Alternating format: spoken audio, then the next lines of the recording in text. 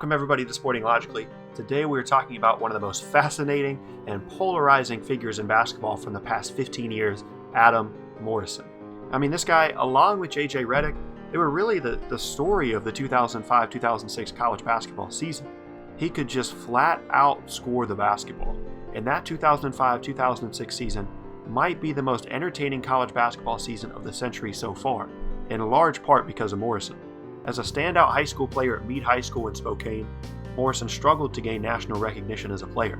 Scout.com didn't even have him listed as a top 100 recruit in the nation and ranked him as the number 26 small forward recruit in his senior class. But let's just say Morrison did not take his time in proving those people wrong. He averaged over 11 points per game as a freshman and was named to the West Coast Conference All-Freshman team. As a sophomore, he averaged 19 points a game, was first team All-Conference, and was named an honorable mention All-American. And that brings us to the good part, that 2005-2006 college basketball season. Morrison entered the season as a preseason first-team All-American, the only non-senior selected to be a part of that group, and Gonzaga as a team entered that season with a bigger bullseye on their backs than they ever had before. And I honestly cannot overstate how exciting that 2005-2006 season was as a college basketball fan. Just to name a few of the iconic moments for Morrison throughout the season, he put up 43 points in a triple overtime thriller against Michigan State, crushed Oklahoma State with a game-winning bank shot three, and dropped 44 points against Loyola Marymount, including a ridiculous 37 in the second half. Morrison played the role of the baggy-shirted, mustached assassin and finished the season as the nation's leading scorer at over 28 points per game, and barely lost out in the National Player of the Year race to Duke's JJ Redick.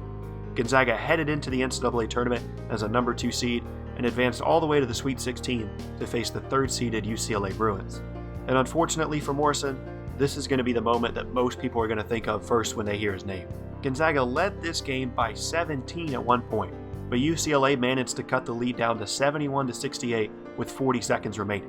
But despite this, Gonzaga still looked to be in a good position to advance to the Elite Eight, with Morrison and his 24 points leading the way. What followed was one of the most unbelievable endings to an NCAA tournament game in college basketball history, and potentially the turning point in Morrison's career. With 20 seconds remaining, UCLA rebounded a missed fall-away jumper by Morrison, and for some reason, Gonzaga big man JP Batista fouled the rebounder, resulting in 2 made free throws to cut the Gonzaga lead to 1.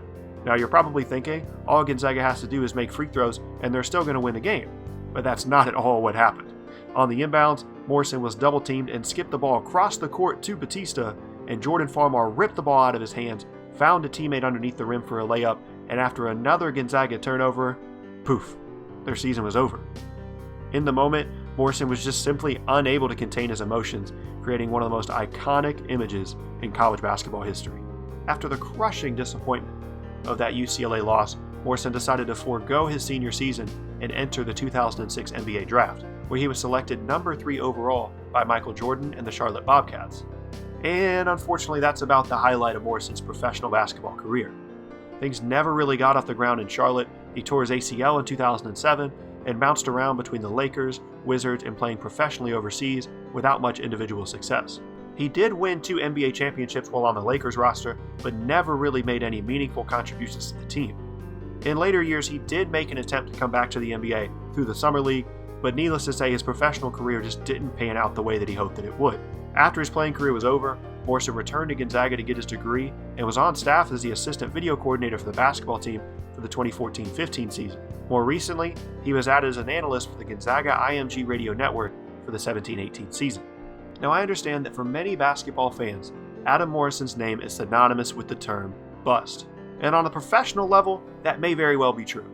But just think about what this guy accomplished at the college level as a recruit that really nobody paid attention to outside of the West Coast coming out of high school.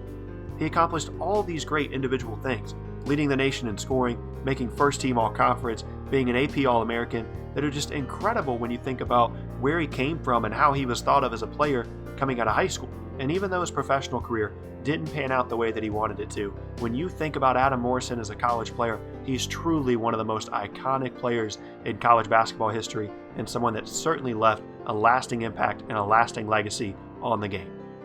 Thank you guys so much for watching. This has been Sporting Logically. If you liked the video, please be sure to leave a like rating down below. And if you'd like to see more videos just like this, please be sure to subscribe as well. And I will see all you guys next time.